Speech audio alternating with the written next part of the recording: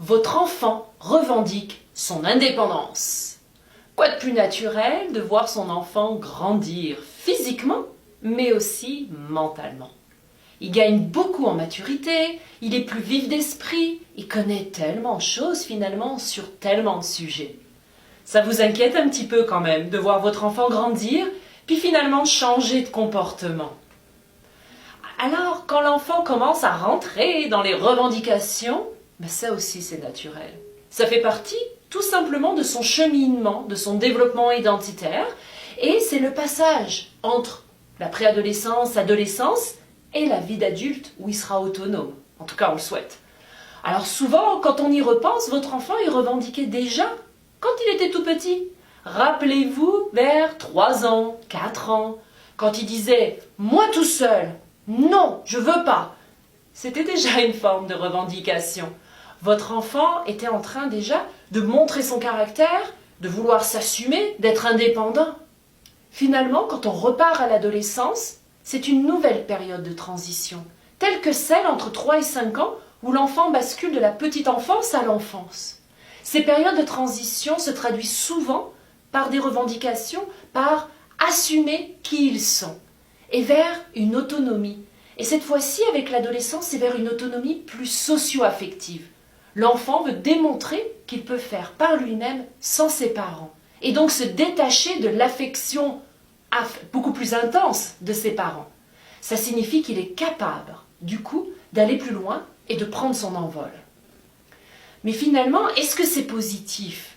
Eh bien oui, les revendications, aussi tannantes soient-elles, sont vraiment positives. Parce que l'enfant développe son identité et apprend du coup à dire « je peux le faire, c'est ça ma façon de voir, voici ma manière d'être.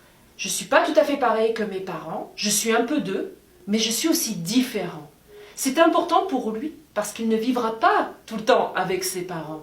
Et quand il sera loin, se détacher de ses parents lui permettra véritablement d'avoir son autonomie, son indépendance.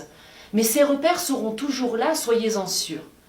Véritablement, il va être capable d'intégrer toutes les valeurs éducatives que vous lui avez offertes et il les utilisera dans sa vie quotidienne sans que vous le sachiez finalement. Alors qu'est-ce que vous pourriez faire?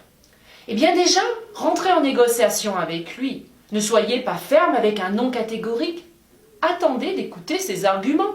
Vous allez peut-être être surpris de voir à quel point il est capable d'argumenter quand il veut quelque chose.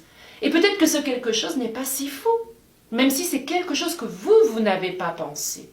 Alors, écoutez les négociations, rentrez dans la négociation aussi, si elles sont raisonnables. Et surtout, si elles ne sont pas dangereuses. Ensuite, cette négociation, ça va permettre de construire une nouvelle relation avec votre adolescent.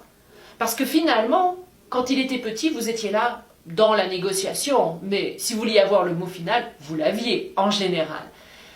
L'adolescence, c'est un petit peu différent. Et la relation peut véritablement s'effriter. Vous pouvez vous éloigner.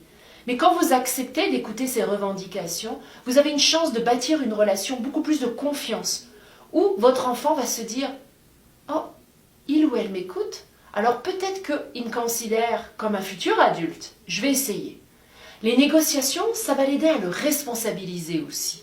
Puis vous allez l'accompagner tout simplement dans ses futurs projets. Vous ne le laissez pas s'envoler comme ça. Vous êtes encore là et vous le lui montrez. Vous allez lui apprendre tout simplement à devenir un adulte responsable et acteur de son propre développement et de sa vie.